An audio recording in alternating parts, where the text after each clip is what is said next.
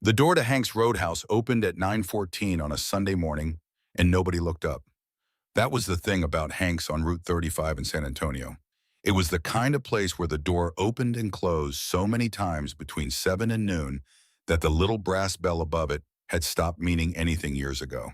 Truckers came and went. Regulars slid into their usual booths without a word, without being asked, without needing to say a single thing, because the women who ran the floor already knew. 2 eggs over easy for the man at table 1. Black coffee, no cream for the retired postal worker at 5. A short stack and a side of bacon for the couple in the window who had been coming every Sunday for longer than anyone on staff could remember. The waitresses moved in the efficient, unhurried rhythm of women who had been doing this long enough to know exactly how much coffee each table needed before anyone had to ask. They read the room the way old sailors read the water. Not by looking at it hard, but by being in it so long that the looking happened on its own. A tilt of a mug meant refill. A shift of posture meant check. A hand raised halfway meant something new on the order. They did not need to be told. They had been listening to the language of this room for years, and they were fluent. So when the door opened at 9:14, nobody looked up. Nobody except Bev. Bev Hartley had been waitressing at Hank's Roadhouse for 11 years. In those 11 years, she had developed what her coworkers called the radar. Not a conscious skill, more like a tuning, a low-frequency sensitivity to wrongness. The way a dog lifts its head before the thunder that no human ear has registered yet. The way a mother wakes before the cry comes down the hallway. Something older than thought. Something that lived in the spine rather than the brain and operated on a frequency that did not have a name but was as real as gravity. She was refilling the coffee at table 3 when she felt it. She did not hear anything unusual. She did not see anything at first. She just felt the radar tick. A single clean ping in the center of her chest that said, "Pay attention." That said, something has entered this room that does not belong to the usual pattern. That said, "Turn around." She turned around. The little girl was standing just inside the door.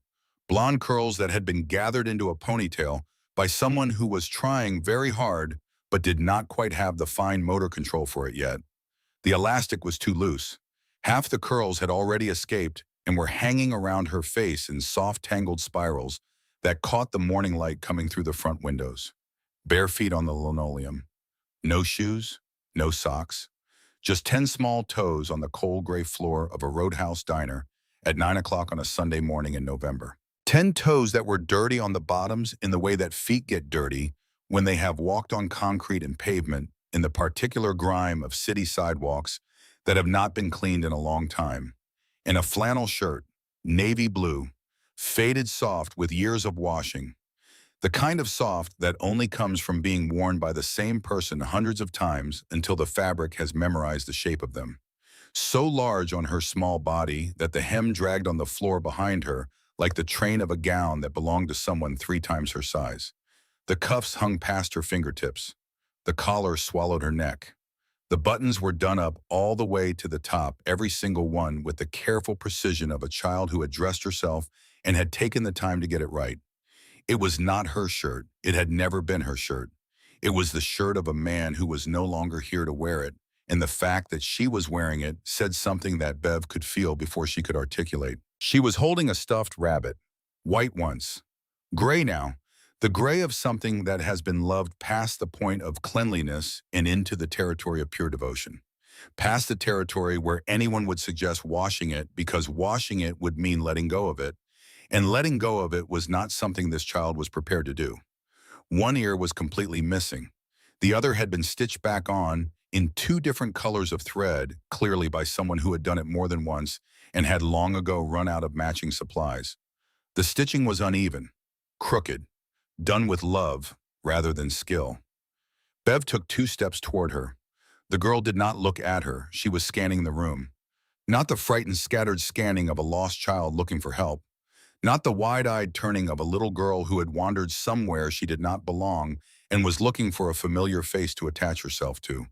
This was deliberate, purposeful. The scanning of someone who was looking for something specific and knew what it looked like, who had come to this place with a destination already fixed in her mind before she ever opened the door, who had walked however many blocks it took to get here with the image of what she was looking for already sharp and clear behind those eyes.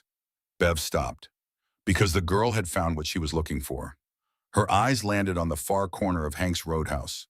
The big tables, the pushed-together booths, the section that the staff privately called the Canyon because on Sunday mornings it was occupied by 92 members of a motorcycle brotherhood whose collective presence filled that corner the way a river fills a gorge. Wall to wall, floor to ceiling, leather and denim and ink and silver, and the low-rolling thunder of male voices that had been built in bar rooms and on highways and in the particular forge of a life lived outside the lines that most people color inside. The sound that came out of that corner on any given Sunday morning was roughly comparable to geological activity. Deep, constant, felt in the floor before it reached the ears. The girl looked at that corner with pale blue eyes that should not have been as steady as they were on a face that small. Eyes that had no business being that calm, that composed, that certain. And she started walking toward it. Bev stood with the coffee pot in her hand and watched a 4-year-old girl walk past 6 booths full of ordinary Sunday morning people, past the family with a toddler in a high chair who was making a project out of destroying a pancake, past the 2 old men who came in every week and shared a newspaper and argued about football scores from 3 decades ago, as if the outcomes were still pending. Past the young couple on what was clearly a first date and was not going well because the man was talking about himself and the woman was looking at the menu with the focus of someone searching for an exit.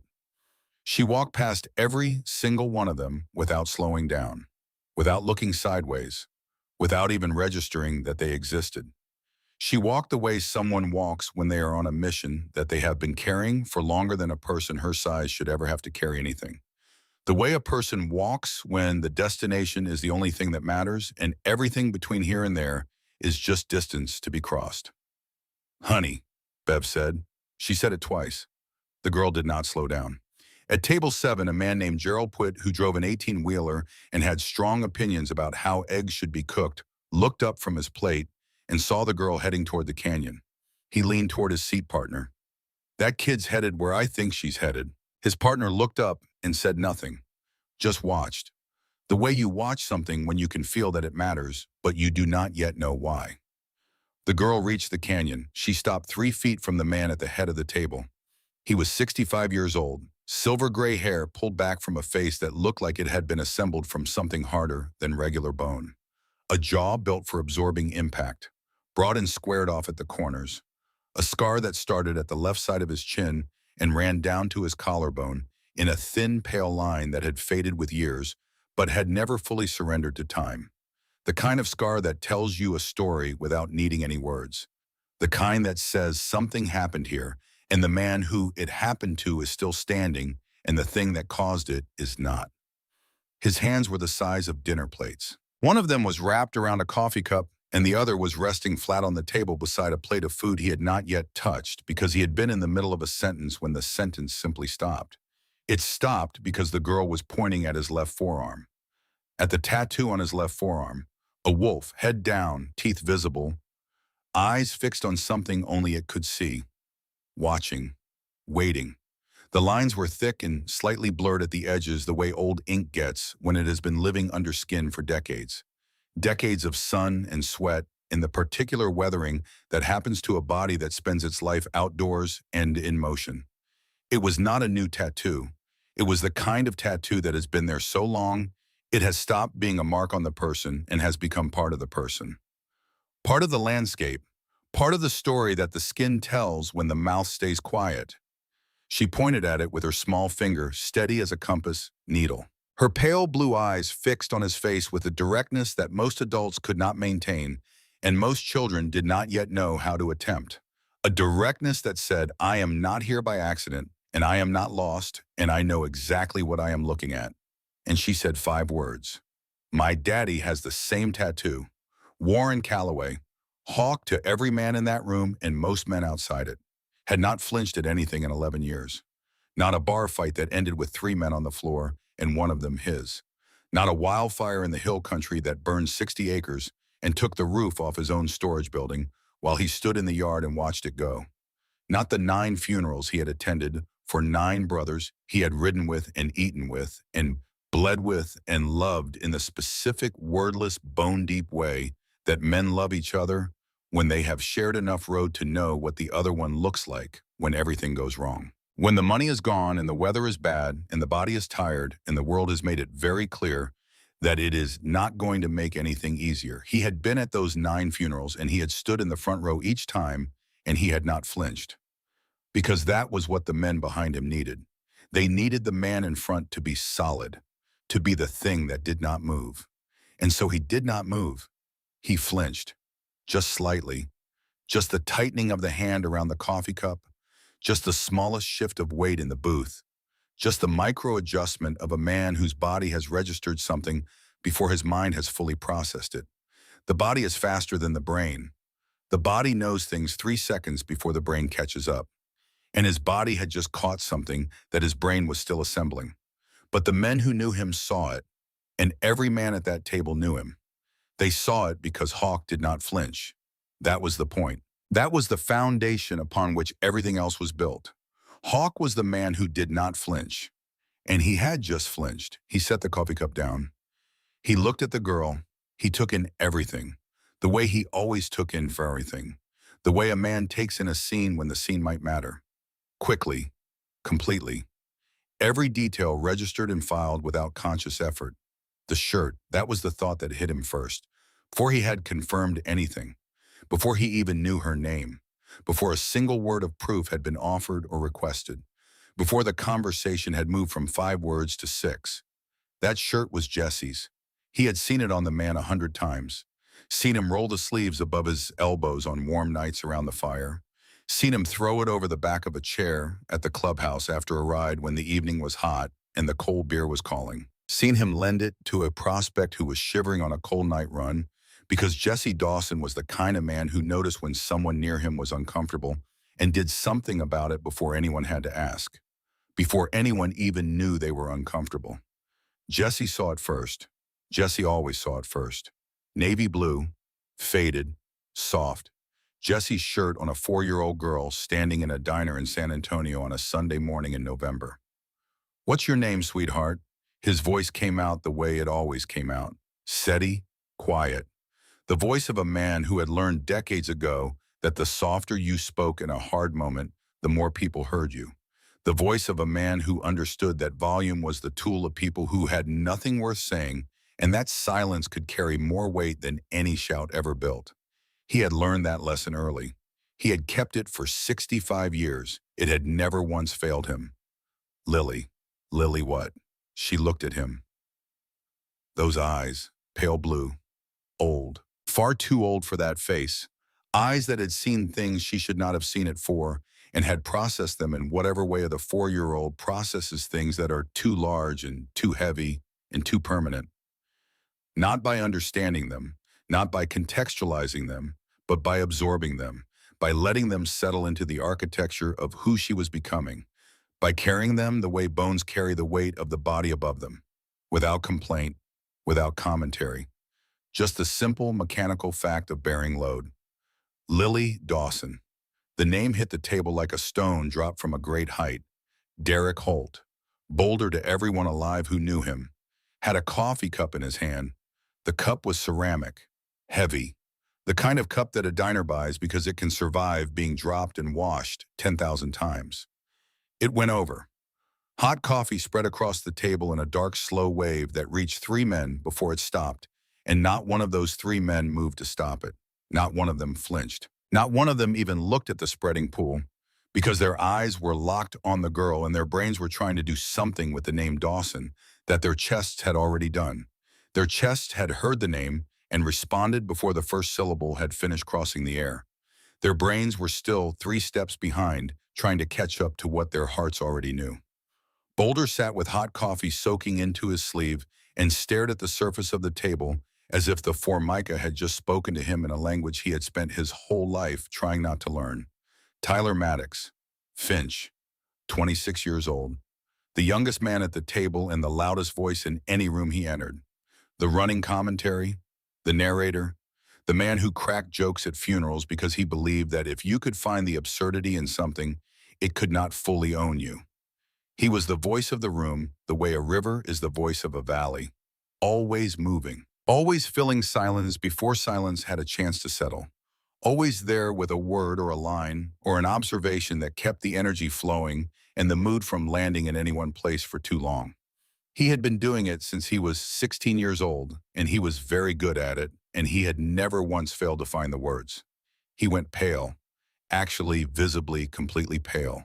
The color left his face in a single wave that started at his forehead and moved down, and the freckles across his nose stood out like they had been painted on porcelain. And for the first time in his adult life, the words were not there. The running commentary stopped. The narrator went silent. Nathan Pruitt, Stitcher, grabbed the edge of the booth with both hands. 2 tours in Iraq, hands that had been steady in places where steadiness was the difference between someone living and someone not living. Hands that had tied off wounds and held pressure and performed the specific brutal intimacy of keeping a human body together when the body itself had decided to come apart. Hands that had not shaken in Fallujah, that had not shaken in the aid station outside Ramadi when the RPG hit 20 meters away and the ceiling came down, and he kept working on the man on the table in front of him because the man on the table needed him to keep working.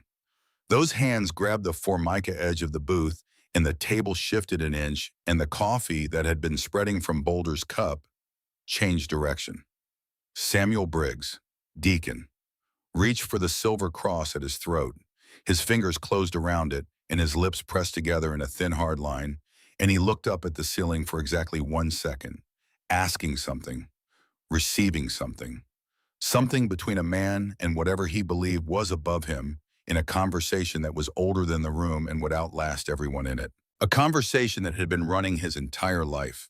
The continuous open line between Samuel Briggs and whatever he had decided to call the thing on the other end. Marcus Gentry, Flint, leaned forward. Flint was the man who watched everything and registered nothing. He was the surveillance system of the group, the camera that recorded without reacting. In 14 years of knowing him, Hawk had never once seen Flint's face change temperature in response to new information. He always looked the same, assessing, processing, filing. His face was the same controlled neutral in every situation. He leaned forward, and that single involuntary shift of his weight said more than a speech, because Flint did not lean forward. Flint did not move toward things. Things came to Flint, and Flint assessed them from whatever position he was already in. And this had moved him. This 4-year-old girl with a dead man's name in her mouth had moved Marcus Gentry off his center. Kevin Rourke, Fuse, who was always crackling, always loaded with energy, always about to be in motion, always on the edge of something kinetic. The man in any room who was most likely to do something in the next 3 seconds and least likely to tell you what it was going to be before he did it. Fuse was the man you kept an eye on, not because he was dangerous, but because he was always about 3 seconds from doing something, and you wanted to know what it was going to be before it happened.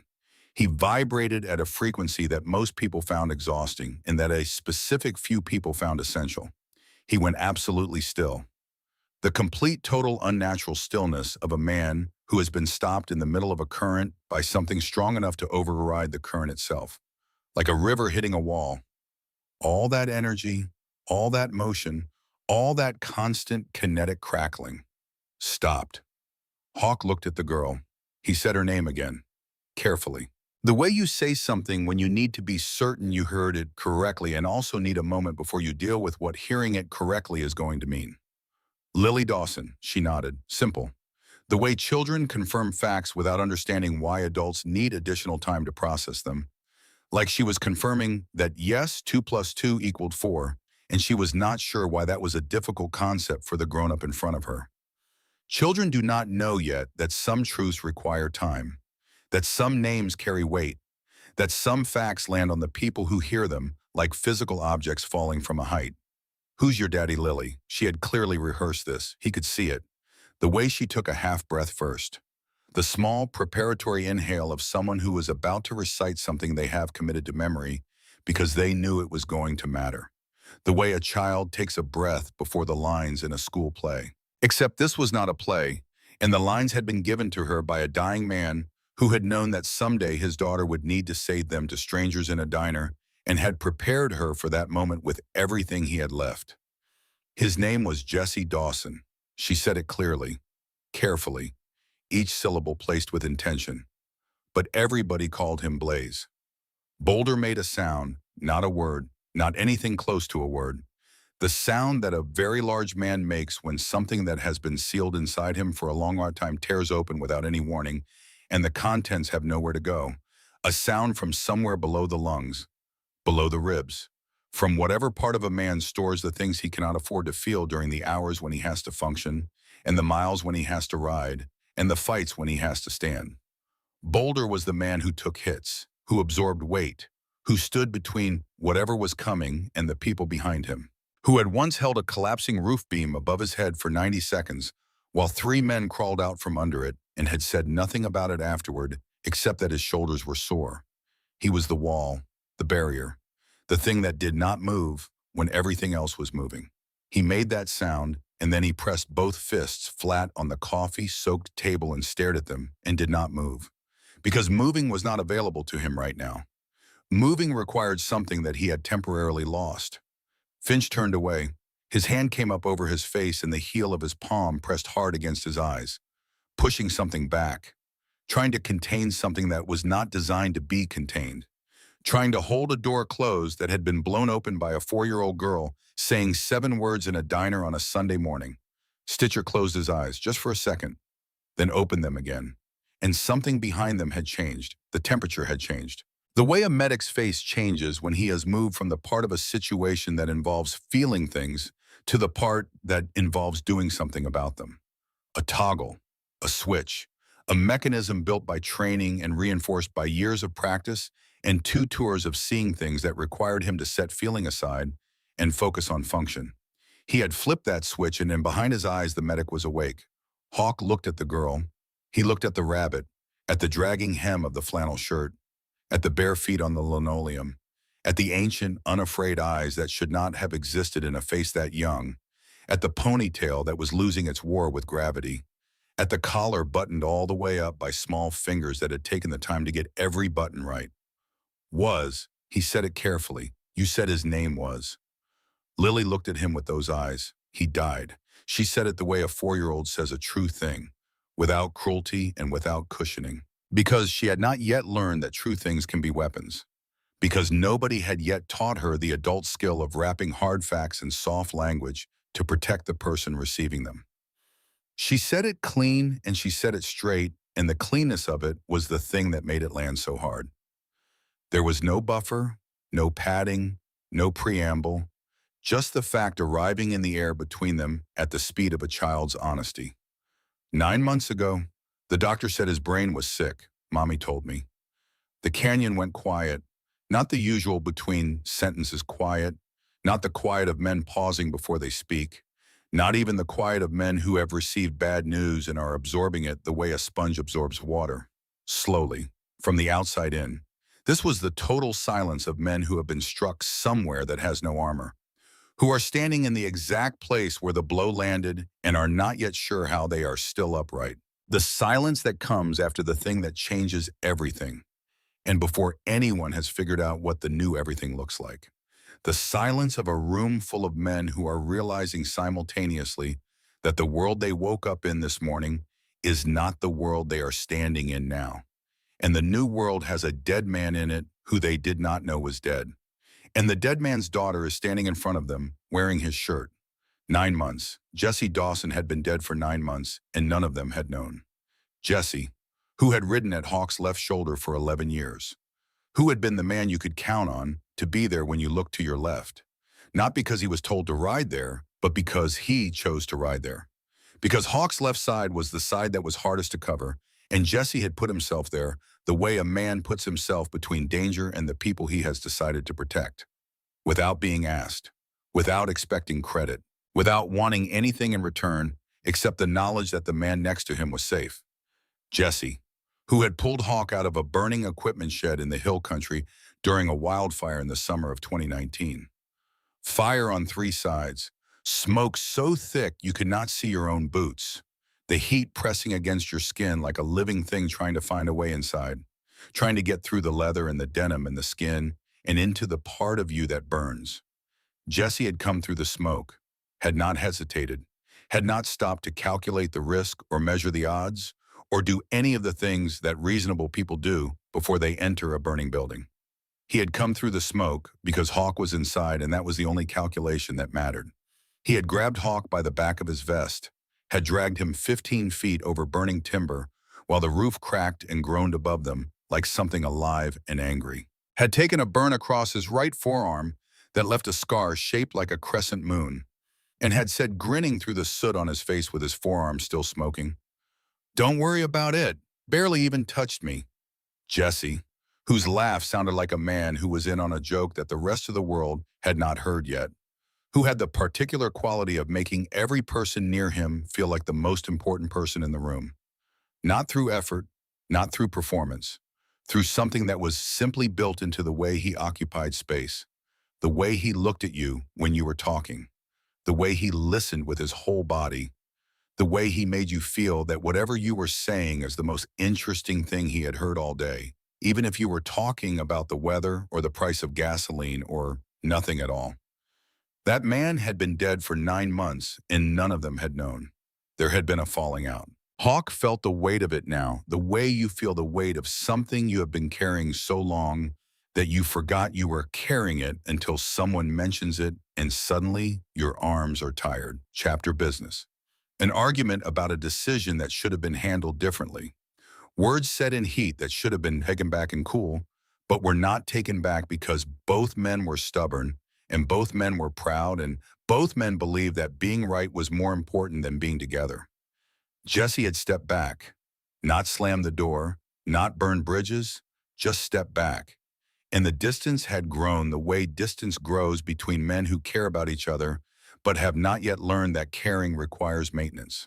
Slowly, quietly, an inch at a time until the inches became miles and the miles became years, and the years became the kind of silence that is too heavy to break from either side.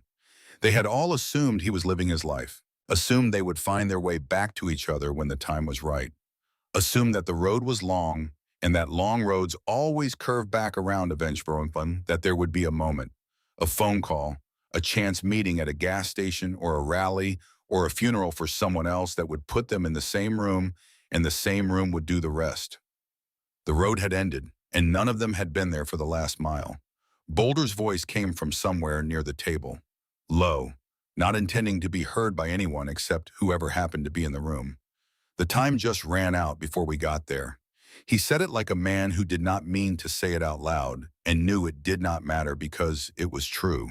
No one answered him because there was nothing to answer with. Hawk felt something move in his chest that had no name and did not want one. "How did you find us, Lily?" She reached into the pocket of the enormous flannel shirt. The pocket hung at her knee. Her small hand disappeared into it and came back holding a keychain.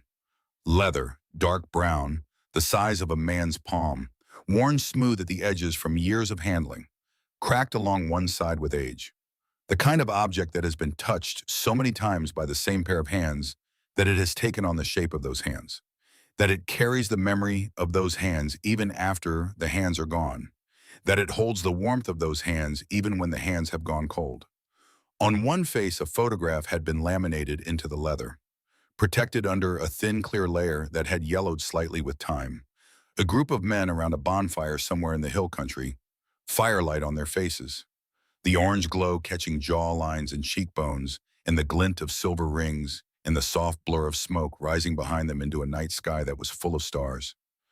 The kind of photograph you take when you are young and the road ahead still feels infinite, when you have not yet learned that roads end, when you believe with the full force of a young man's certainty that the people around you in this moment will be around you in every moment that follows. At the center of the photograph, laughing, his arm thrown around Hawk's shoulders, Jesse Dawson, 28 years old in that photograph, strong, alive, grinning the grin that said, "I know something wonderful and I am not going to tell you what it is, but I might let you find out on your own if you ride with me long enough." The grin that every man at that table had seen 1,000 times and would never see again, except in this photograph on this keychain in the hands of this 4-year-old girl. Hawk took the keychain. His hands were not steady. He turned it over, on the back, burned into the leather, in letters that were uneven and barely staying on the line. The handwriting of a man whose hands were no longer fully obeying his mind, whose fingers had lost the fine control that burning letters into leather required. Who had done it anyway? Who had pushed through whatever his dying body was doing to his coordination and had finished the job because this message was more important than the difficulty of writing it, more important than the pain, more important than the exhaustion, more important than the tumor in his brain that was stealing his motor function one letter at a time. Lily. These men are Daddy's brothers. Hank's Roadhouse, Route 35. Sunday mornings, their family. They'll remember. They will help you. Find them when you need them. I love you to the stars and back, and then to the stars again. Baby girl. Daddy. Hawk read it once. He read it again. He read it a third time. And then he had to stop reading it because something was happening in his throat that he was not going to let happen. Not yet. Not until he understood the full shape of what was standing in front of him. Not until he had taken the measure of this moment and decided what it required from him and from the 91 men behind him who were waiting for him to speak, who were looking at him the way they always looked at him when the moment was heavy and the decision was his. He wrote this, Hawk said. His voice was controlled in the way a voice is controlled when control is the only thing standing between a man and something he cannot afford. Not now, not yet, he wrote this himself, when his hands shook really bad. Lily said it as fact, not sad, not dramatic, just a precise observation of a child who had watched her father's body betray him and had recorded the details the way children record everything. With perfect clarity and without editorial, without judgment, without the softening that adults learn to apply to the hard things. She saw it as it was, and she said it as it was.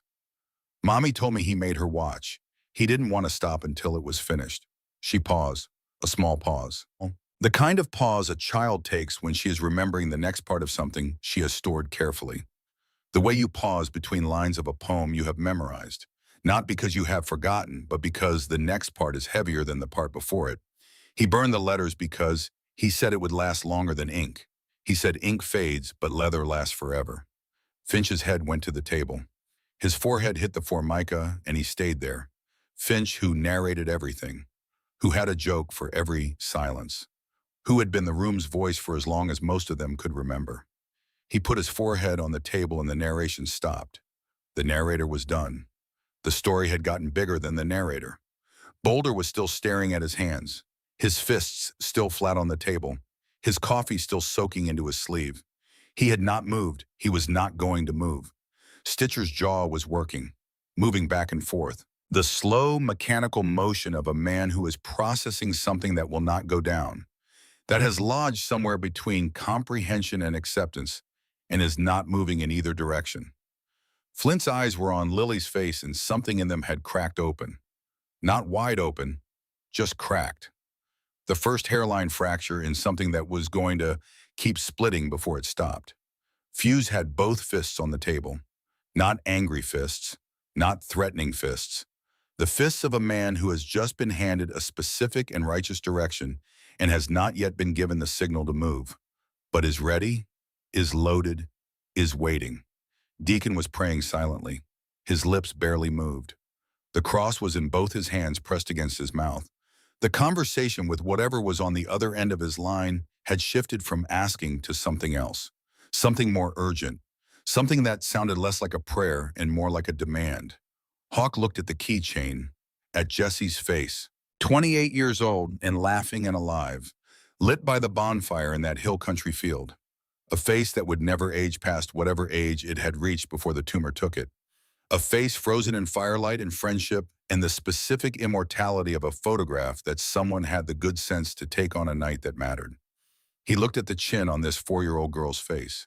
That was the thing that hit him hardest, not the shirt, not the name, not the keychain, not the message burned into leather by dying hands. The chin, that stubborn, lifted chin. The chin that said, I am handling this and I will keep handling it, and if you try to help me, I will tell you I am fine because I do not want you to have to worry about me on top of everything else.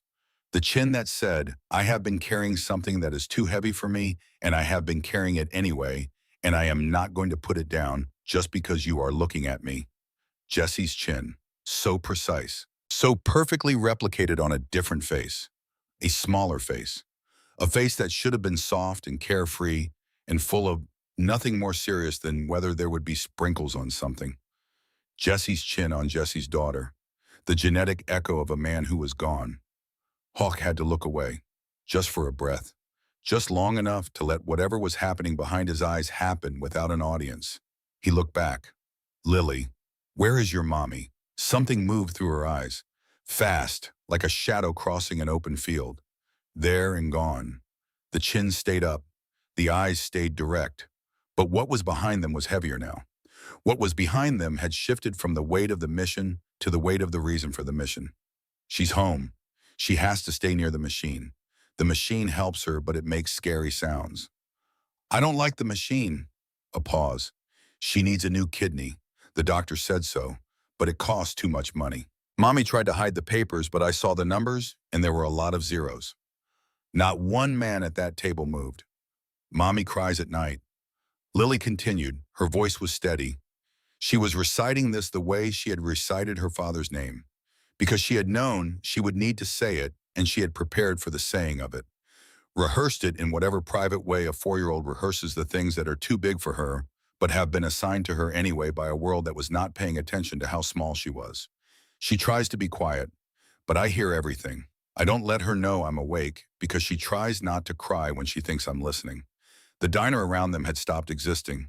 There were other people in that room. There were other conversations and other lives being lived at 14 other tables. None of it existed. None of it mattered. There was nothing in Hank's Roadhouse except a 4-year-old girl in her dead father's flannel shirt and the weight that she was carrying. Weight that no 4-year-old should ever know the shape of. Weight that should have been distributed among adults and institutions and systems that were supposed to catch people when they fell.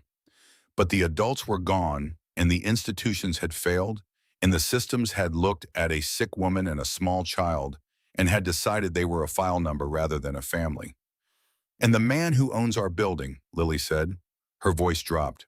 Not quieter, lower, like the words themselves were heavier and required more effort to lift off the ground, like they were made of something denser than the words that had come before. He's really mean. She said it simply, the way you say a fact. Water is wet, the sky is blue. The man who owns our building is really mean. He comes to the door and yells. He says bad words. He hit the wall once so hard I thought the building was going to fall down. A beat. A small, terrible beat. He says we have to leave. She paused. He grabbed my arm last week in the hallway. He grabbed it really hard. She held up her left arm. 4 bruises, the size of fingers, a grown man's fingers on a 4-year-old girl's arm. Purple at the centers, fading to yellow at the edges in the specific gradient of bruises that are 6 or 7 days old. Not fresh, not healed.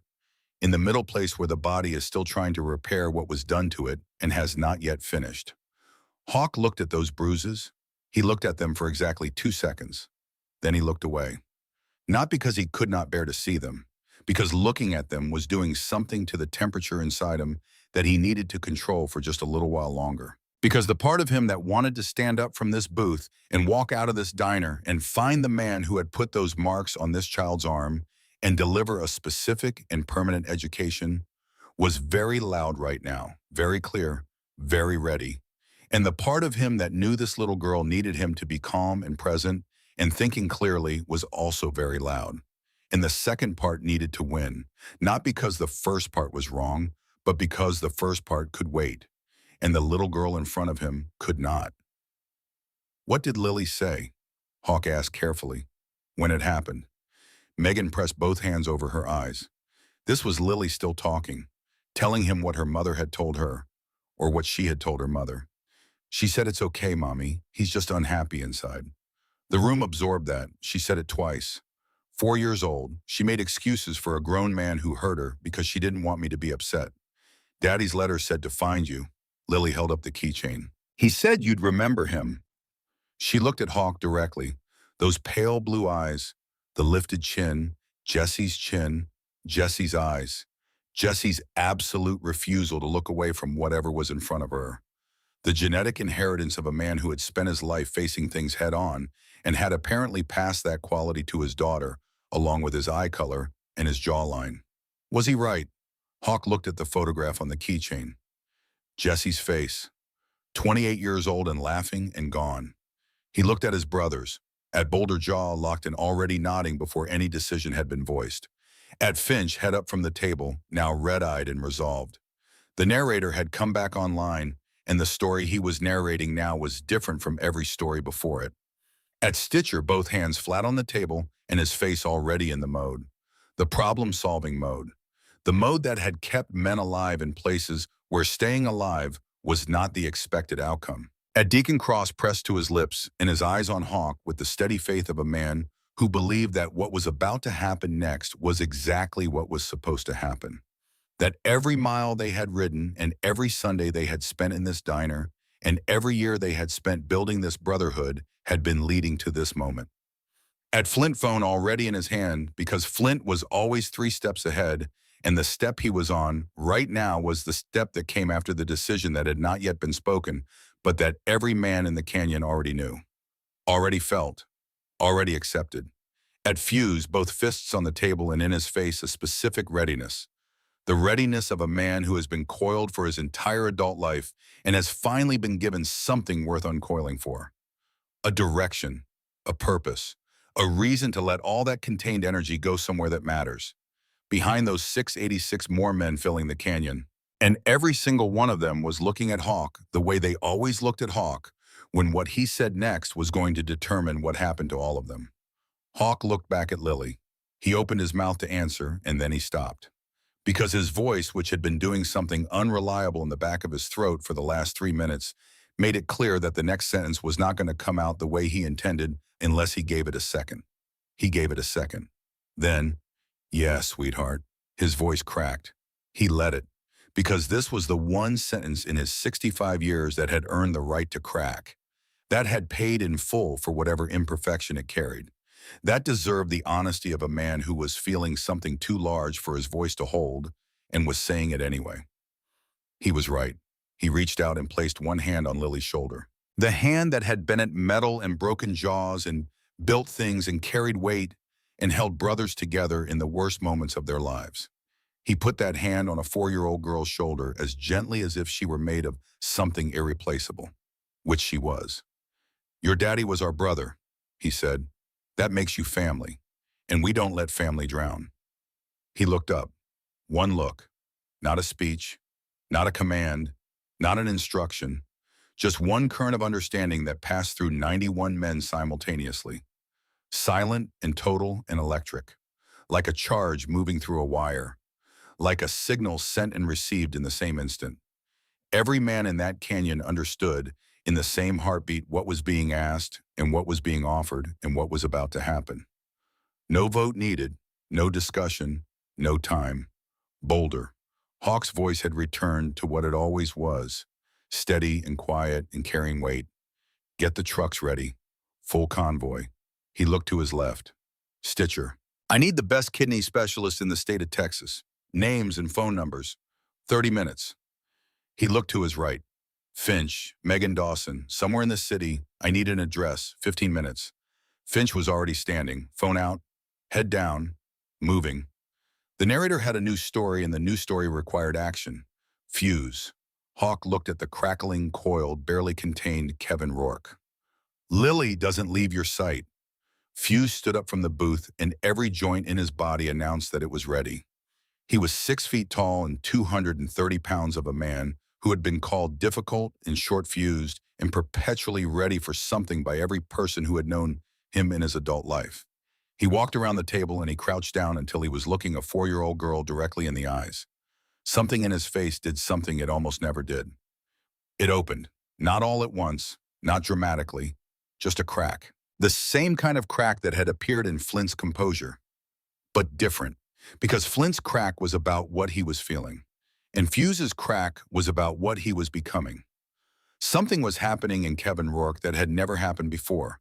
He was meeting someone who was going to change the architecture of his interior life. He just did not know it yet. Hey, he said, you like waffles? Lily looked at him. Those old eyes, that lifted chin, the judgment of a child who had learned to read adults quickly because her circumstances required it, who had developed the ability to assess a person in seconds because the people around her had not always been safe, and she needed to know which ones were. She had a system. It was not a system anyone had taught her. It was a system she had built herself out of necessity. And it worked. And she was running it on Kevin Rourke right now. She read him. Whatever she saw there passed whatever test she was running, with sprinkles. Fuse did not smile. It was not quite a smile, but something happened near his eyes that was close. Something that might have become a smile in a less guarded man. Something that in Kevin Rourke was the equivalent of a standing ovation. Is there another kind? Lily almost smiled. It was small and quick and gone almost before it arrived. Like a bird that lands and takes off again before you are certain it was there at all. But it was real.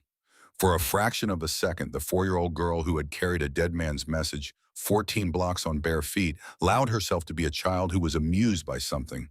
She reached out and took his hand. Her small fingers could not wrap around two of his. But she held on, and Fuse held back.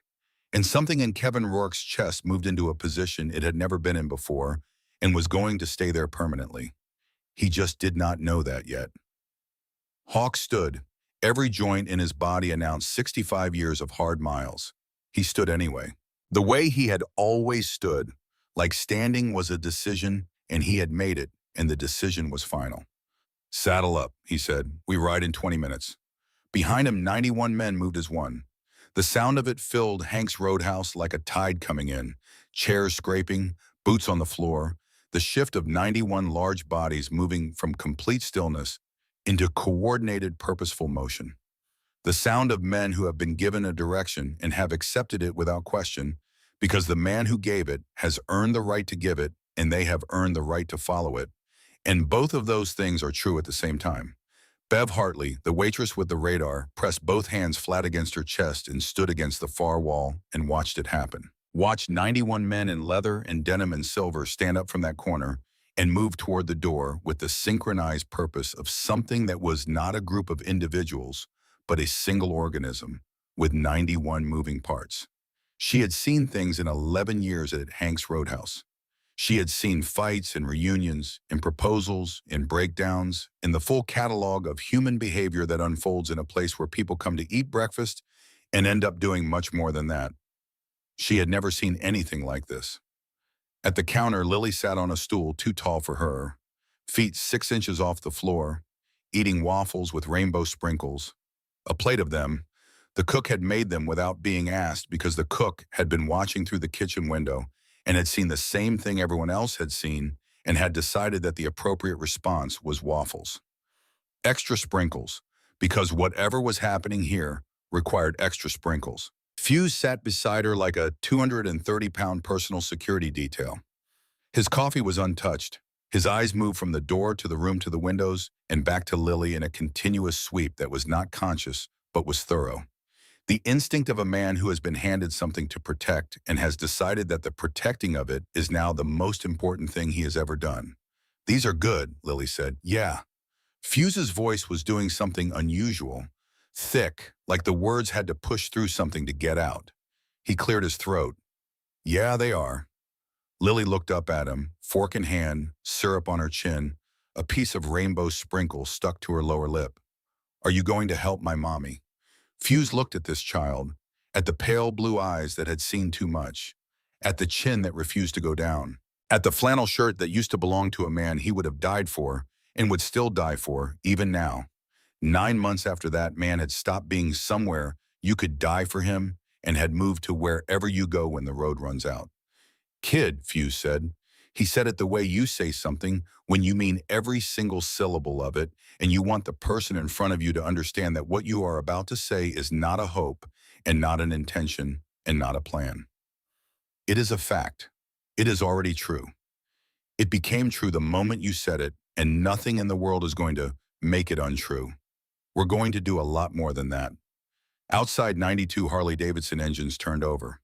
The sound rolled across the parking lot of Hank's Roadhouse and out into the San Antonio Sunday morning like something that had been waiting to be released. Not like an arrival, like a declaration, like the sound a thing makes when it has decided what it is going to do and is no longer interested in waiting.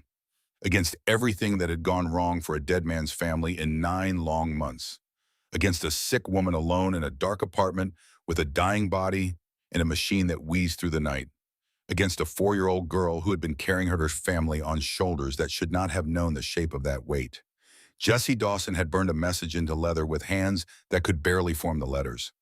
He had trusted 92 men with his daughter's life, and 92 men were about to find out whether they deserved that trust. Finch had the address in 11 minutes.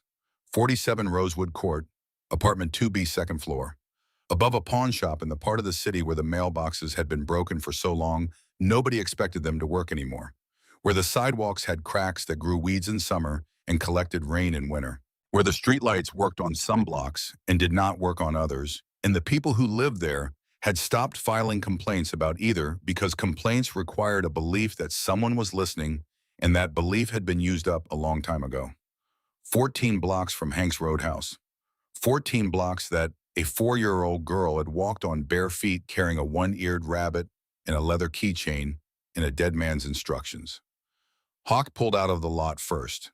He always rode in front, 27 years at the head of the pack. The position that meant if something was coming, it hit you first, and if a decision needed to be made in the space between 1 second and the next, you were the one who made it. But today the road was not just road.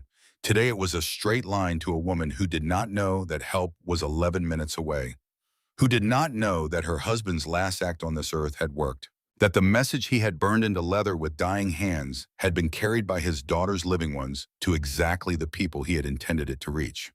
Hawk twisted the throttle. Behind him, 91 engines followed. The convoy moved through San Antonio in a formation that had been practiced on 1,000 rides and had never once been discussed. It did not need to be discussed. It organized itself the way water organizes itself when it finds a channel.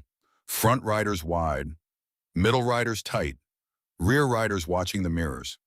The ambulance lane left open in the center, even though there was no ambulance yet, because the habit of protecting the center was older than the reason and would outlast it. They passed strip malls and gas stations and churches with their doors open for the 9:30 service, and parking lots where families were loading into minivans for whatever families do on Sunday mornings in November. They passed a group of teenagers on a corner who stopped talking and stared, and one of them pulled out a phone and started recording, and another one said something that made the first one put the phone away, because even a teenager could recognize something that was not meant to be watched through a screen.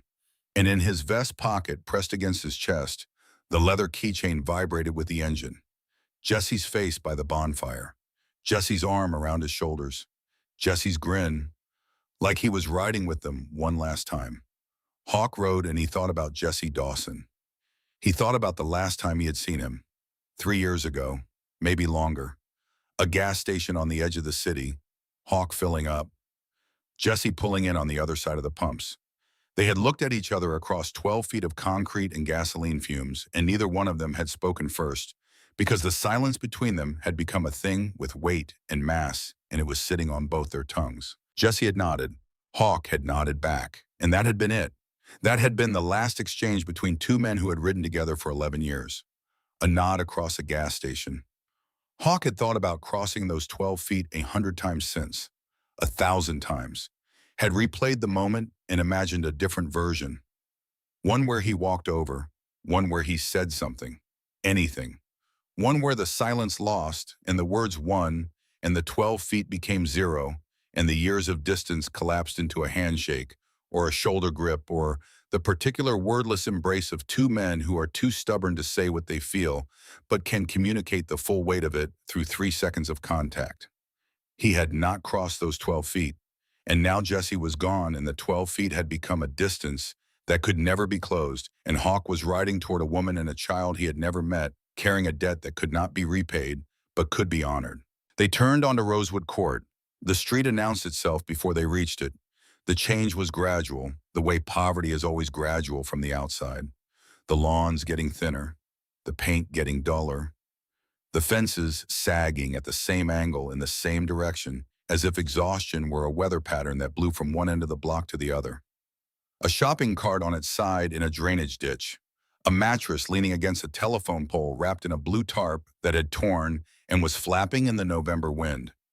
Number 47 was a two-story building above a pawn shop. The pawn shop was closed.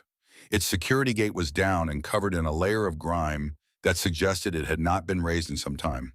The building above it had four windows facing the street. Two of them had curtains. One had a bedsheet pinned in place. The fourth was bare and dark. 92 engines went quiet in sequence, one by one by one. And when the last engine cut out, the silence that settled over Rosewood Court was somehow louder than the noise had been. The silence of something that had been making itself known and was now making itself known in a different way, through presence rather than sound. Hawk looked up at the building. He thought about Lily walking down those stairs every morning, bare feet on concrete, 4 years old, alone, carrying the rabbit, carrying the weight. His jaw tightened. Boulder, Stitcher, you're with me, views. Keep Lily in the truck until I call. Lily was in Boulder's pickup with the rabbit pressed against her chest, watching the building through the windshield. Is Mommy going to be scared? Lily asked. Not for long, Fuse said. Lily thought about this for a moment. Then she nodded. Businesslike, as if fear were a logistical problem that had just been assigned to the appropriate department. They climbed the stairs. The railing was loose. The third step had a crack wide enough to catch a boot heel. The hallway smelled like old carpet and cooking grease. Second floor, end of the hall, a door. Below the peephole, a piece of cardboard taped to the wood. On it, a drawing in crayon.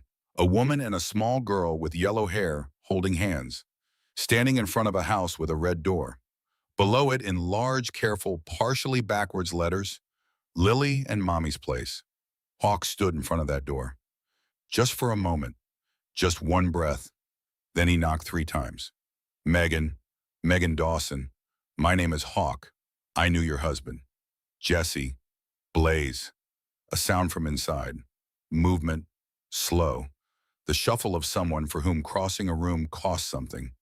The lock turned. The chain pulled taut. The door opened 4 inches. Hawk had been prepared for bad. He had spent 14 blocks on a motorcycle preparing himself. He had run the scenarios. He had prepared for a woman in difficulty, for poverty, for illness. He was not prepared for this. Megan Dawson was 29 years old. She looked like someone had subtracted a decade from her face and then added it back in the wrong places. Blonde hair, the exact shade of Lily's, pulled back loosely from a face that was sharp in the way that faces become sharp when the body beneath them has been consuming itself to stay alive. Collarbones too visible above the neckline of a shirt that had once fit properly and now hung on her the way clothes hang on a frame that has been reduced. Tubes at her left arm. An IV pole behind her visible through the gap. And eyes, pale blue, the same as Lily's, the same as Jesse's. Exhausted and terrified and holding on to something by the thinnest possible thread. She saw his forearm through the 4-inch gap. She saw the wolf. Her hand went to her mouth. Oh God, she whispered. Oh God, we've got Lily, Hawk said immediately. She's safe. She's downstairs with one of my brothers. She had the keychain. She came and found us. She's okay. Megan's knees went. Boulder's arm was through the gap before she hit the floor.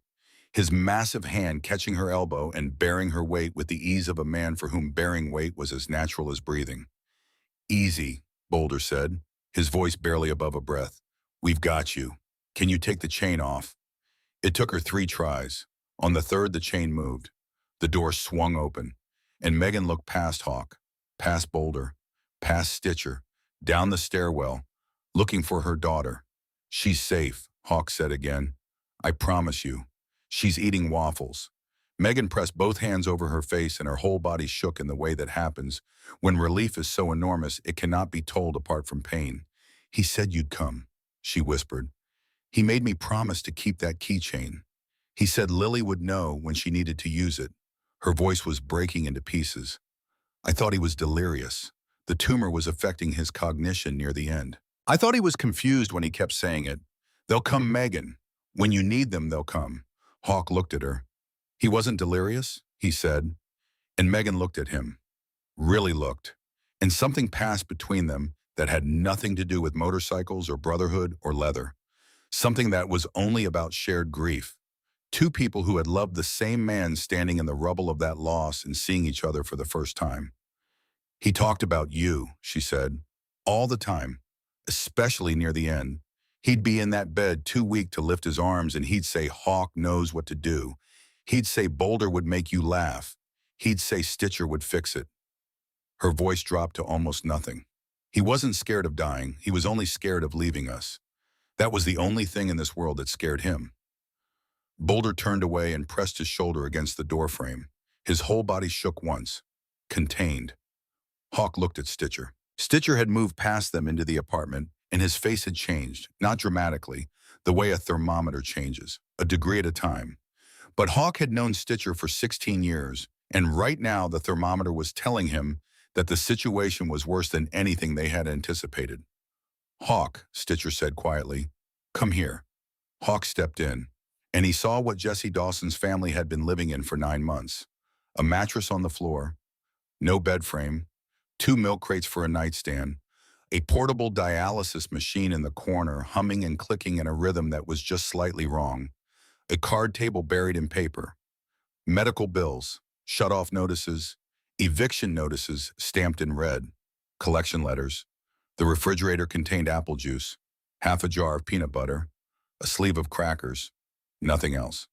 In the corner designated as a child's space, a pile of crayons, a coloring book, 3 picture books, and a blanket folded into a perfectly neat square.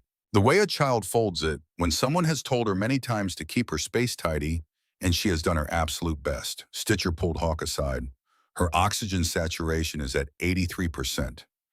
His voice was controlled and precise, the voice of a man delivering intelligence in a combat situation. That's critical. The home dialysis unit is keeping her alive, but it's not keeping her stable. Kidney failure stage 5 with cardiac complications. Hawk, this is not a slow decline. This is active crisis. How long? Hawk said. Without intervention. Weeks, maybe fewer. Best surgeon in the state, he said. Now. I already have a name, Stitcher said. Dr. Helen Cartwright, UT Health. She lost her own daughter to kidney disease 4 years ago. She's one of the best in the country. She takes pro bono cases when the cause is right.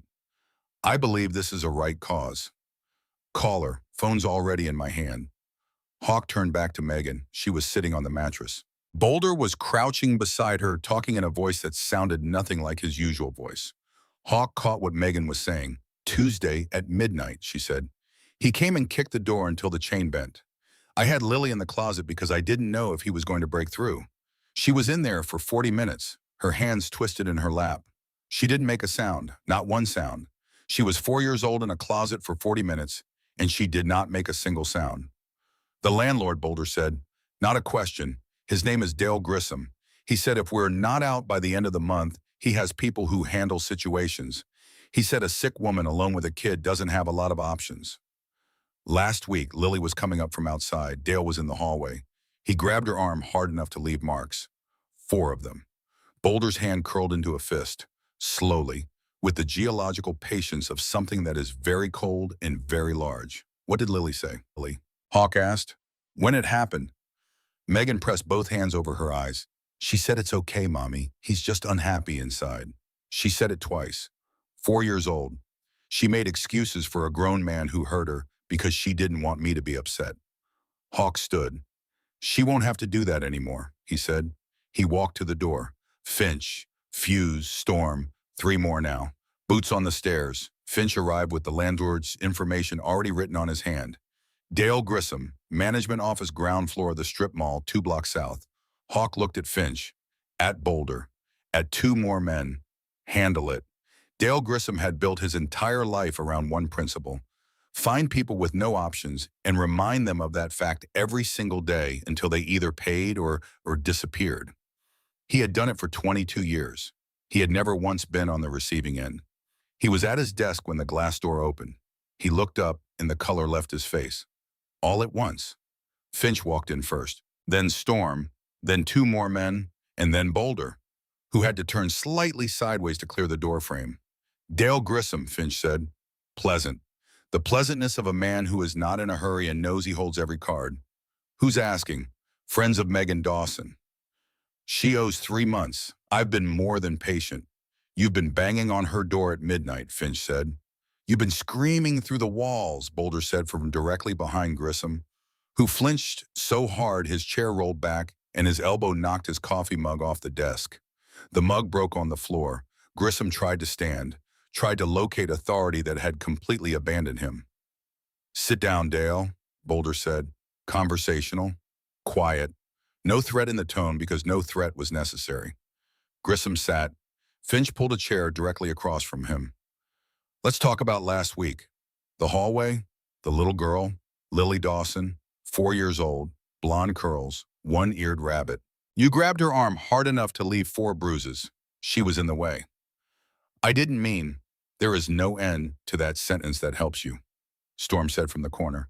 Boulder removed an envelope, counted out $3,200, 3 months back rent, plus current month, plus 50 good faith.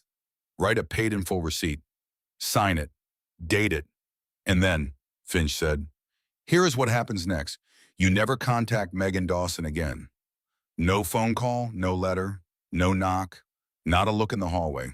Because as of today, we know where you live, and we know where you work, and we ride through this part of the city every Sunday morning. Grissom's hand shook so badly it took him 4 tries to write the receipt. He signed it. Finch folded it into his vest pocket. The 4 men walked out. The engine started outside and rattled every window in the strip mall. But Grissom was not done. 30 minutes after the motorcycles left, he picked up his phone and called Child Protective Services. He reported that a 4-year-old girl had been wandering the city alone, that the mother was incapacitated, that the child was at risk. Every word was technically true, and every word was a weapon aimed at the woman upstairs. He hung up and smiled, because small men with grudges have a particular talent for finding exactly the kind of damage that does not require size. Back at the apartment, Stitcher had reached Dr. Helen Cartwright. She arrived at 12:40, 44 years old. She shook Hawk's hand. She examined Megan for 22 minutes. She looked at every piece of paper, the medical records, the dialysis logs, the insurance denial stamped in red. She looked at the home dialysis machine for a long time and then pressed her lips together. Then she sat across from Megan. Your renal function is at 8%, stage 5. Your heart is compensating and showing strain. You need a transplant or clinical dialysis 3 times a week. The home unit is not enough, I know, Megan said. Dr. Cartwright was quiet for a moment. My daughter was 22 years old. She had polycystic kidney disease. She was on the transplant list for 3 years. A compatible donor was identified 8 months before she died. The insurance denied the procedure twice. By the time the denial was overturned, her cardiac function had declined past surgical viability. She died at 22. Her name was Claire. That's why I'm here. Not charity. Because of Claire. Because I swore on her grave that if I ever had the ability to save someone who was running out of time because of money and bureaucracy, I would do it. You are on the transplant list. There is a compatible donor organ in the matching queue. Your insurance flagged your case as high risk. I can challenge that classification. We can move you through UT Health's pro bono surgical program, which I chair. I want to operate within the week. What are the odds? 78%. Without intervention, you have approximately 3 weeks. Then let's do it. Deacon had activated the phone chain at 11 that morning. By noon, it reached Houston and Dallas. By 2, it was in Oklahoma City and Baton Rouge. By 3, it was in Atlanta and Albuquerque, and 6 chapters in the Carolinas who had not spoken to San Antonio in a decade. Every single one sent money when they heard Jesse Dawson's name. $142,000 raised in a single day. Then at 6:15, the knock came. Not a biker, a woman in a gray blazer with a county ID badge.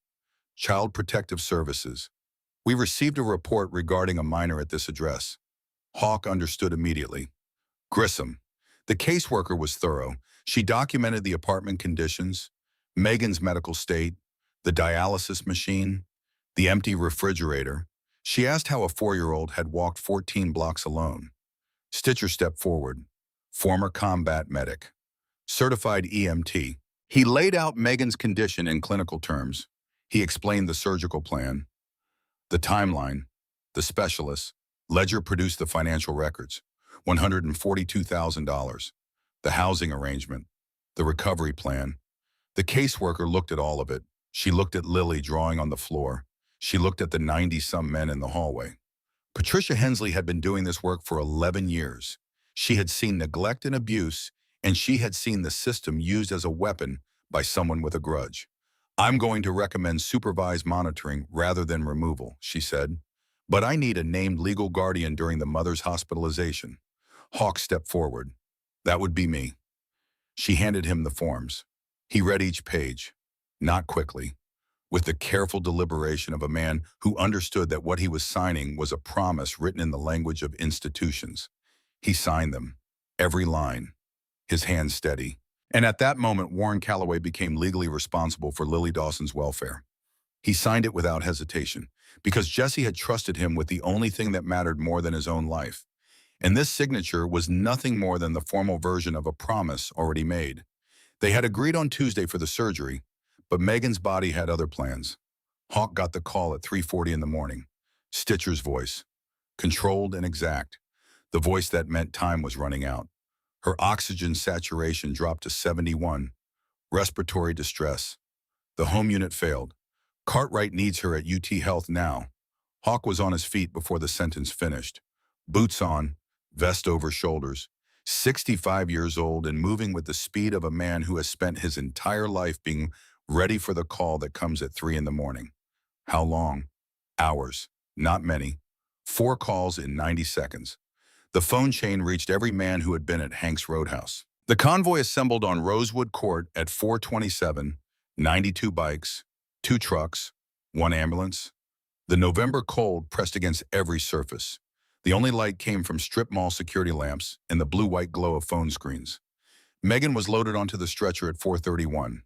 Lily walked beside the gurney and held her mother's hand and did not let go. Even when the paramedics tried to guide her aside, she held on with both small hands wrapped around her mother's fingers as if the physical contact was a tether and letting go meant drifting. I'm right here, Mommy. Her voice was steady, 4 years old and steady. I know, baby, Megan managed. The oxygen mask was on her face. I know you are. The convoy launched at 4:33, 92 Harleys, 2 trucks, 1 ambulance, moving through the darkness in military formation, the ambulance in the center, bikes flanking it on every side, a moving fortress. An absolute refusal to let this woman die alone in the dark. Near mile marker 204, a Texas state trooper clocked them at 11 over the limit. He pulled alongside. He saw the ambulance. He saw the formation. He saw 92 men moving with coordinated purpose. The trooper killed his siren. He moved to the front and escorted them the final 47 miles. Lights flashing, road clearing, every intersection held open. Not one word was exchanged, not one word needed to be. At the hospital, Dr. Cartwright was already in scrubs. She had arrived before the convoy. She looked at Megan on the stretcher. She looked at the monitors. She received Stitcher's briefing in 4 sentences and processed all 4 simultaneously. Her face registered information without registering emotion because she was in the part that required precision. They wheeled Megan through the doors at 5:19. Lily walked beside the gurney, her yellow sneakers making small, squeaking sounds on the hospital floor. The rhythm of a 4-year-old keeping pace with time itself. At the surgical wing doors, the nurses stepped forward. Megan looked at Lily. Lily looked at her mother. If something goes wrong, Megan started. It won't, Lily said. Baby, listen to me. Mommy, Lily's voice did not waver. It won't, Megan lifted her pinky. Pinky promise. I fight my hardest, and you wait for me right here. Lily wrapped her small finger around her mother's. The IV line pulled. Megan's eyes filled. The tears did not fall because she was not going to let them fall in front of Lily. Pinky promise, Lily said. You come back and I'm the first thing you see. The surgical wing doors opened. The gurney moved through. Megan looked back once. At Lily standing in the hallway with 92 men behind her, and the rabbit under her arm, and the yellow sneakers on her feet, and the chin that would not go down. Not ever. Then the doors swung shut. And Lily was standing alone with closed doors in front of her, and 92 men behind her and nothing to do except the hardest thing a 4-year-old had ever had to do. Wait, Hawk crouched down. She climbed into his arms without being asked, pressed her face into his vest, and grabbed it with both fists. The tight, desperate grip of someone who has learned that the things you love can disappear without warning, and who has decided that the response is not to love less, but to hold tighter. She did not cry, and that absence of tears, that controlled steadiness in a 4-year-old who had every reason to fall apart, that was what broke every man in that hallway, because she should not have known how to do that, should not have been 4 and already understood that crying does not change outcomes, should not have already learned to budget her grief. Hawk held her and felt her heartbeat, small, fast, the heartbeat of something fragile asked to carry too much for too long. He put his hand over the back of her head and said nothing, because sometimes saying nothing is the most honest thing you can do. The waiting room was not built for 92 people.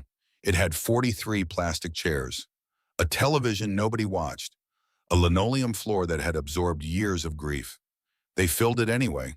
Every chair, every stretch of floor, men against walls, men in corners, men who had been awake since before dawn and were not going to sleep until those doors opened.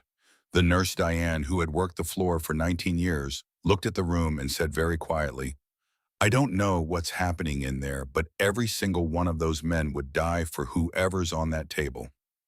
Hawk sat with Lily. Lily sat with her rabbit, and they held very still in the chair nearest the surgical wing doors. Lily was counting, her lips moving. 1, 2, 3, 4, Sarna, over and over, a private metronome.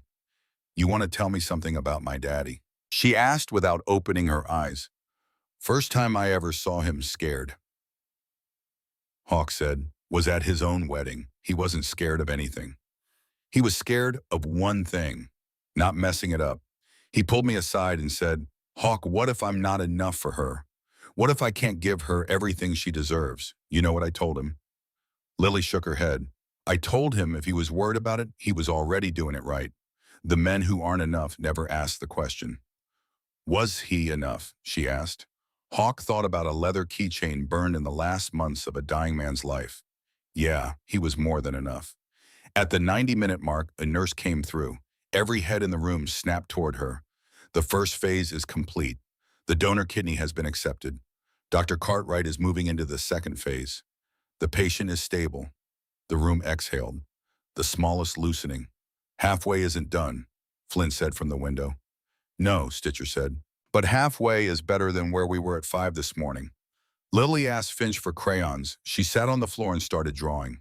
She drew her mother first. Blonde hair and a big smile. The smile Megan had before the machine and the mattress.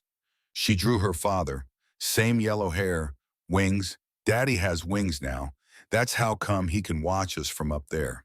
Then brown figures, large and close together, filling every inch of space around the 2 central figures, working outward, one at a time.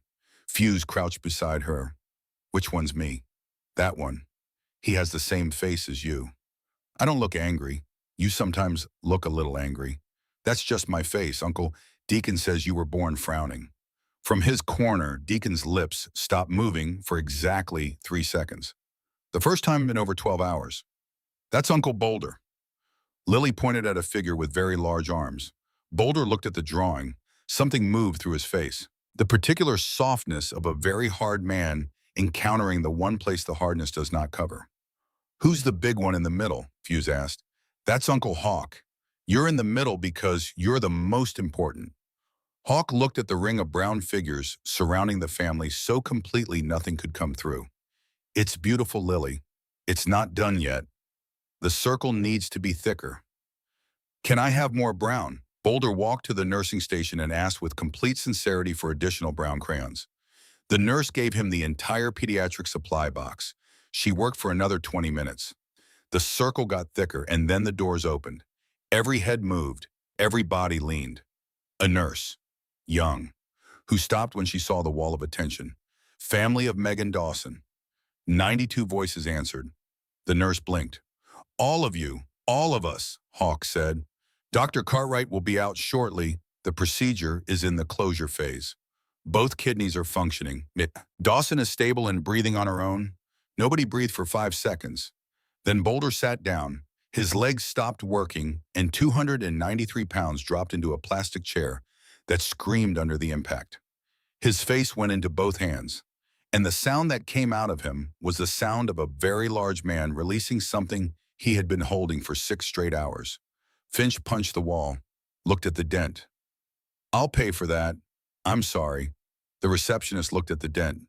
At Finch. "Honey," she said, "don't you worry about a single thing." Deacon crossed himself 3 times, his hand shook. Because the steadiness was the asking, and the shaking was the receiving. Flint turned from the window and let the room see his face. His eyes were wet. The man who showed nothing stood there and let it be visible. Hawk moved between Flint and the room, giving him the cover of his back. That was all, because that was what you did for the people beside you. And then Dr. Helen Cartwright walked through the doors. She looked the way surgeons look when they have spent everything on something that mattered. Smaller than she had been 9 hours ago. Not diminished. Smaller the way a person is smaller after pouring themselves entirely into something. "She made it," Cartwright said. 2 words, and the room came apart. Boulder looked at Hawk, mouth open. Nothing came out. 22 years of knowing each other. Some things do not require language. Finch grabbed Storm. 3 seconds. Then they stepped apart and looked in opposite directions. Stitcher shook Cartwright's hand. Could not form a single syllable. 2 tours in Iraq, and he stood in front of this surgeon, speechless. And then Lily stirred. Uncle Hawk, small, soft from sleep. "Yeah, kid, is Mommy okay?" Cartwright nodded, then nodded again. "Your mommy's okay. Both kidneys. New ones. They work. Fixed. Like actually fixed. They work now." And then something happened in her face. Not the controlled steadiness, not the lifted chin. Something in all of that gave way. The scaffolding she had built to hold herself upright for 9 months gave way all at once. She screamed. Not a word. A sound. The sound that lives below language. In the part of a child's body where all the absorbed terror has been stored and sealed and is finally given permission to come out. She screamed for her daddy dying in a bed that smelled like medicine, for her mommy coughing through the nights, for the bruises on her arm, for the closet where she sat for 40 minutes silent, for the crackers and peanut butter, for the morning she got herself dressed because her mommy couldn't always get up, for 9 months of being 4 years old and not allowed to be. Hawk held her, both arms, full weight. He did not say it's okay. He did not say don't cry. He did not say be strong. He held her and absorbed every sob and stood there and was the wall. The thing that stays firm while everything else finally falls. Around them, 91 men stood in silence and let it happen. Boulder let his own tears fall. Deacon's shoulders shook. Flint cried openly. Few sat on the floor with his head bowed and let something that had been wound tight his entire life finally come loose. She cried for 13 minutes. When she stopped, it was gradual. The shaking slowed. She pulled back and looked at Hawk with swollen eyes and the particular raw radiance of a child who has just been given back the right to be exactly her age. "Can I see her? 5 minutes, Cartwright said. "She's sedated. She won't wake. But you can be with her." Hawk carried Lily to the recovery room. Megan lay on the bed, tubes in her arms, monitors on her chest rising and falling in a rhythm that was for the first time in years correct. Lily reached out and touched her mother's hand. "Hi, Mommy. It worked. Dr. Cartwright fixed it. You kept your pinky promise." She climbed onto the bed, put her small hand on her mother's chest, directly over the heart. "I can feel it," she whispered. "I can feel your heart, Mommy. You're okay. You're really okay." She closed her eyes. Within 30 seconds, she was asleep, her hand on her mother's chest, her rabbit between them, listening even in sleep to the steady living rhythm of a body that had been rebuilt. Hawk stood in the doorway. He pulled the keychain from his vest, looked at Jesse's laughing face. "They're okay, brother," he said quietly. "Both of them. They're okay." He put the keychain back against his heart and stood in that doorway for 4 hours without moving. Because some promises don't end when the surgery is over. Some promises are just beginning. Megan opened her eyes on Thursday morning. The first thing she saw was Lily's face 4 inches from her own, pale blue eyes wide open, watching, waiting, with complete stillness and total attention. Mommy, I'm here, baby. Lily tilted her head. You look different. Not scared, peaceful, actually peaceful. Before you always looked like you were trying to look okay, so I wouldn't worry. This is different. This is actually peaceful. Megan reached out and touched her daughter's face with a hand that had no tubes in it. I'm not scared anymore, because you found them. Lily shook her head firmly. Daddy saved you, he wrote the message. I just delivered it. Megan looked at her daughter, 4 years old, yellow sneakers, one-eared rabbit, the unshakable conviction of a child who knows the difference between credit and truth. And she laughed, wet and weak but real, the first real laugh in 9 months. Yeah, okay, Daddy saved me. She pulled Lily forward until their foreheads touched. But you carried the message. We both did the important parts, Lily said. Yeah, baby, we both did. The brothers came in shifts over the following days. Not organized, not assigned. It organized itself the way things do when 92 people are paying attention to the same thing. Boulder arrived Tuesday with barbecue from a place Megan had mentioned once. You need to eat. Doctor's orders. Even though those were not remotely the doctor's orders, and Stitcher looked at the ceiling and said nothing. Finch came and sat with Lily in the corridor and let her explain coloring rules at great length.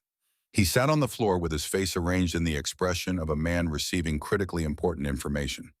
And every so often he said, okay, but what if I use blue there? And every time Lily said, that's wrong, Uncle Finch. And every time Finch said, why? And every time Lily explained it from the beginning. She's going to be a teacher, Finch told Hawk, or a judge. Something where she gets to tell people when they're wrong. She already does that. She's extremely good at it. On Saturday morning, 8 days after surgery, Megan sat up on her own for the first time, jaw set against the pull of incisions. I'm okay, she said before Lily could ask. I know, Lily said, but I'm watching anyway. Megan looked at her daughter and felt something move through her that had no clean name. Come here, she said. I need to tell you something. You were so brave these last 9 months, and I need you to know you never had to be that brave. That was not your job. You were supposed to be little. You were supposed to just be little. But somebody had to, Lily said, and you were sick. It's okay, I didn't mind, she paused. Well, sometimes I minded the peanut butter crackers. We had them a lot. Megan made a sound that was half sob and half laugh. When you get home, I will make you anything you want for breakfast every single morning. Waffles with rainbow sprinkles. Every morning. Uncle Fuse says that's not a nutritionally complete breakfast. Uncle Fuse is correct. But he also held you for 6 hours in a plastic chair, so he gets a vote. And his vote is that you should have what you want. Lily smiled, not the small, quick smile from that first Sunday morning. A real smile, full, unhurried. The smile of a child given back the time to have one. The conversation about the house happened on the 12th day. Hawk sat beside her bed while Lily was with Fuse and Deacon. Fuse was teaching her a card game. Deacon was supervising to ensure appropriateness, a dynamic that had been generating low-level debate for 45 minutes. We need to talk about what happens when you leave here, Hawk said. I can't go back to Rosewood Court. You're not going back to Rosewood Court. Hawk, I can't let you. You're not going back, he said again. Not unkindly, just settled. We found a house, 2 bedrooms, quiet street, good neighborhood. The oak tree in the front yard is about 60 years old, and Lily is going to love it. First month is paid, deposit covered, furnished, pantry stocked. Ledger set up a recovery fund for 18 months. After that, you're on your own, and I expect you to pay every dollar forward someday to someone who needs it. That's not charity. That's a system, and it's the only kind we run. You don't even know me. I knew Jesse for 11 years, and if he loved you the way he loved you, then I already know the most important thing. The most important thing is that you raised Lily Dawson. You raised that child. And she walked into a diner barefoot in her dead daddy's shirt and stood in front of 92 strangers and didn't flinch once. That kind of child doesn't come from nowhere. She came from you. There's a red door, Hawk said. Megan blinked. The front door. It's red. Bright red. Lily told me into the waiting room. She said the house she wanted would have a red door. She said red is the color of fire and her daddy's name was Blaze. And he always said they'd find a house with a real color door, so we painted the door. Megan pressed her lips together until they went white. He used to say that, she whispered, every time we drove past a house with a boring door. Megan, when we get our house, it's going to have a door with a real color, a color that means something. He said it 100 times, and Lily remembered. She was 3 when he said it last. She remembered every word. Okay, Megan said. Okay. The day of discharge came on a Thursday, 21 days after surgery. Megan walked out of UT Health on her own feet, slowly, hand on the railing, another in Lily's. The brothers were in the parking lot, 80 of them standing beside their bikes. They did not cheer, they did not make noise, they just stood there, present, and that was the whole of it. Hawk drove, Megan in the passenger seat, Lily on her lap. They pulled onto a quiet street, working street lights, children's bikes against porches, a 60-year-old oak tree, and a house with a front door that was red, blazing specific, unmistakable red. Lily was out of the truck before anyone registered the movement, running up the walk, stopping at the door, both hands flat against the paint, eyes closed. Then she turned around with a face that was pure joy. It's red, she shouted. Uncle Hawk, it's red. You remembered. She pressed her cheek against the door. Daddy would love this. He always said our house was going to have a real color door. Then she looked at Hawk. Daddy's the one who told me to find you, but you're the one who made the door red. That means you were already being family before you even knew you were. Years pass the way years pass when life stops being about surviving and starts being about living. Quickly, quietly, with the particular sweetness of things not taken for granted because the person experiencing them once came very close to not experiencing anything at all. Megan healed, not overnight, not without cost. The recovery was brutal. Weeks of pain, medication that dulled her appetite, physical therapy that left her shaking, and Lily sitting across from her every time saying Daddy didn't quit. You don't quit either. Said it at 5 years old like she had been saying it for decades. Megan did not quit. By Lily's 6th birthday, the color was back in her face permanently. By her 7th, Megan had gone back to school for the paralegal certification she had put down when Jesse got sick. By Lily's 9th, she was running the contract division of a downtown firm. The brothers came every Sunday. Hank's Roadhouse, Route 35, a booth near the window, a girl with yellow curls, rainbow-sprinkled waffles, arguments with Finch about coloring. Boulder taught her to change a tire at 7. She got grease on everything, including a neighbor's fence. She loved every second of it. At 9, Ledger worked through math with her every Tuesday. She was 2 grade levels ahead in a year. By the 2nd year, she was asking questions that took him longer than a minute to answer, which had not happened since graduate school. She's smarter than me right now, he told Hawk. Not smarter than me at 9. Smarter than me right now, today. At 11, Deacon gave her a journal. Brown leather, thick pages, write everything down. Your dad never kept anything written. All we have now are memories and 1 photograph. Write it all. She filled 17 journals by 18. Every page, front and back. At 14, Flint took her to the hill country and showed her the bonfire site from the photograph. He talked for 2 hours, the most words he had said consecutively in his adult life. Lily sat in the stone ring the entire time, absorbing every word. When he finished, she said, "Tell me the part you left out." "You edited." "I could tell." Flint told her those parts too. The real man, complicated and loyal, sometimes wrong, always trying. "That's who I thought he was," she said. At 15, Judge taught her to ride. She fell twice, got back on 3 times, and the grin that crossed her face stopped every man present.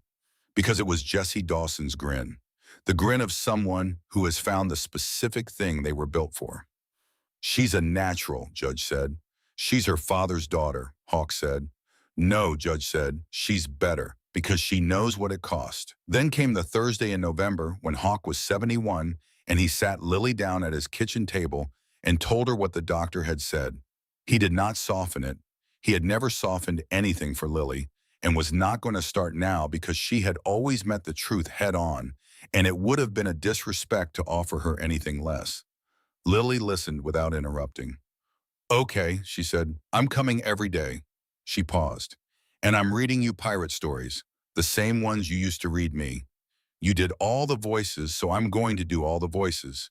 Fair is fair, the captain voice, Hawk said, low and slow and gravelly. She said, the parrot, ridiculous and high-pitched, just like yours.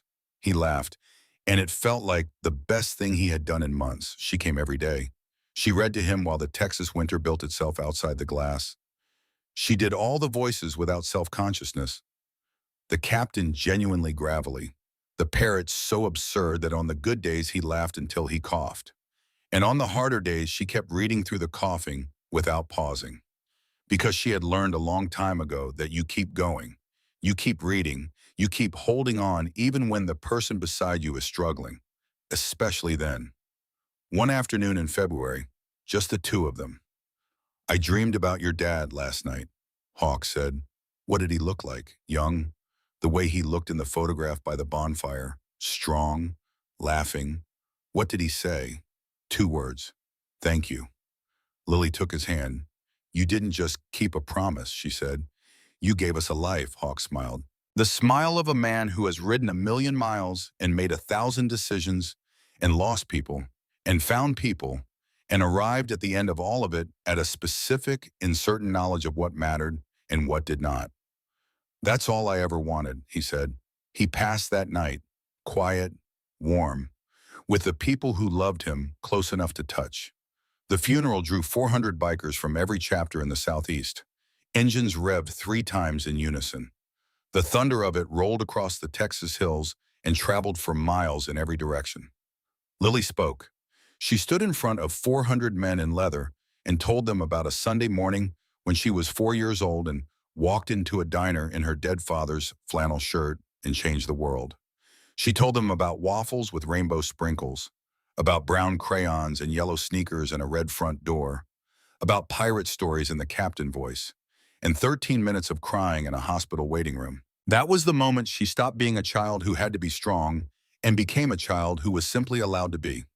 She told them about a man who carried her through the worst hours of her life and never once asked her to stop feeling them.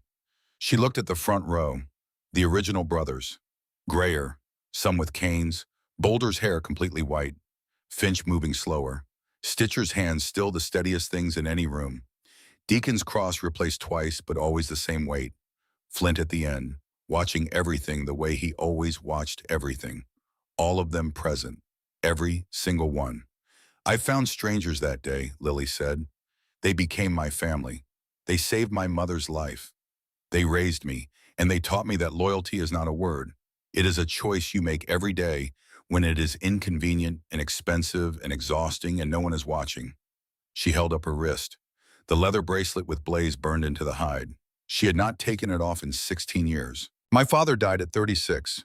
He never saw me start school, never walked me to anything, never taught me to drive or dance with me or told me about boys. But he did something most parents never have to do. He planned for a world without him. He wrote a message. He burned it into leather with hands that could barely hold the tool.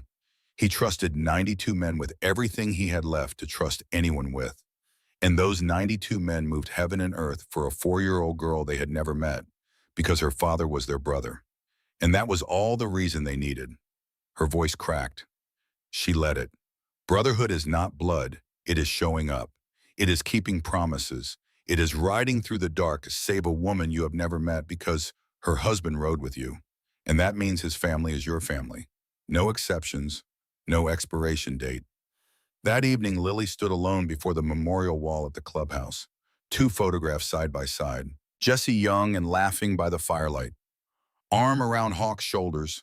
Hawk silver-haired. The wolf tattoo visible on his forearm. Looking at the camera with the specific steadiness of a man who knows exactly who he is. She reached out and touched her father's face. Then Hawk's. We're okay, Dad, she said quietly. We're okay because you planned for us. Because you burned a message into leather with hands that shook and trusted 92 people with everything you had left. She pressed the leather bracelet to her lips. And Hawk, thank you for the red door, for the pirate stories, for holding me when I finally broke, for 92 uncles who showed up every Sunday and every birthday, in every crisis, and never once acted like any of it was more than they wanted to do. She stepped back from the wall. Outside, the Texas evening was warm and dark and full of the sound of crickets. And somewhere down the road, an engine, a single Harley, growing fainter. She listened until it was gone. Then she listened one moment longer. Because somewhere on the road between here and wherever the road goes after the last mile, two men were riding side by side, young again, laughing, shoulder to shoulder. The way they had been in the photograph the night the bonfire burned in the hill country and everything was still ahead. The engines go quiet. The men rest. But the family they built in fire and faith in 14 blocks of Texas pavement, in a leather keychain, in a dying man's trust, in a little girl who refused to look away, that family does not rest, does not fade, does not end. It rides on. In 17 journals filled front and back, in a red front door on a quiet street, in a woman who healed, in a young woman who never forgot, in 92 men who showed up when it mattered and kept showing up long after anyone was keeping score. Jesse Dawson burned his message into leather because he believed it would last longer than ink. He was right. It lasted forever.